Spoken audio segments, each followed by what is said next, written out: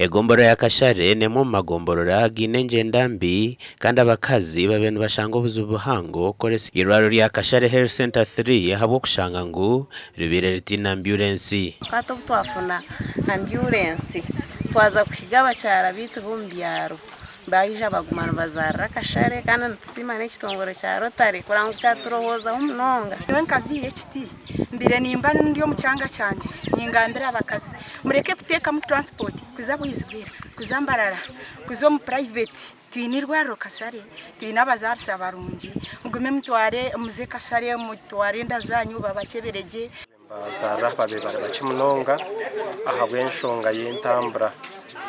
mukaza benateka ati obona jayo kuna kutungo busibu okuza facility ndijo haba nkarifaru mukibekizi. Dr. Richard Ataire, President wa Rotary Club ya Mbarara nagira ngo ambulance jineja kwerabo abinentasi yanche bita twitch kurga muhanda main road kuzama roro mahango twari wa Kashare twafuna yo ambulance y'abantu make y'abantu babiro kubasa transport fuel sakwaya kwera munonga so icyo cyatugemerese kureba mutwari zo kwaya mu mbereje ngo yakora ekishimire kuba nekora strictly kurengo yabasa kutwara barwire umurwiro raye naremerwa hayirwaro ritu ya Kashare kumwongera Agacencwire Health Center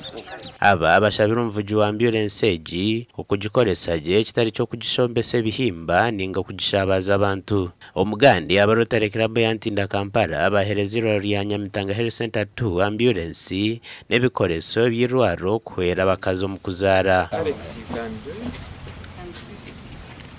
omukoro gugwa bahirwa reri yo muri Nyamitanga Mbarara ambulance je kureba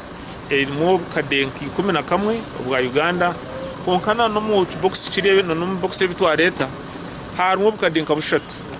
so twadelivery ngebintu bika miliyoni 15 nari kwaho abo kwenda kugira ngo Health Center 2 eje ya Nyamitanga eyamba bacara ambulance je hwire Rotary Florence Tinkamanyire kandi no yagikwasaba kurubirwa reri.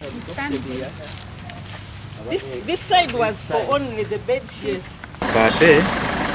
bamtureba abantu abajya hagati ya 10 na 20 so ukwezi usanga turebere abantu abajya hagati ya 5 na 6. Thank you so much for using so little to achieve so much. So that shows that what you have donated here as an ambulance is in safe hands. Dr. Alex Rutebwa kurwa mu ofisi y'byamagara bwa Mbarara City nagira ngo ambulance neija kweraho mu buhereza bwo kuzara. Sweja ambulance neza kutuyamba kurango yamba abakazi abari kucererwa ubundi kuzo mu irwairo abwe ntambara abe kirungeje ambulance okwekozere ne basa kuzo mu mahande mice. Abwa TV West and Adolf Ayireka na Susan Charles Sim.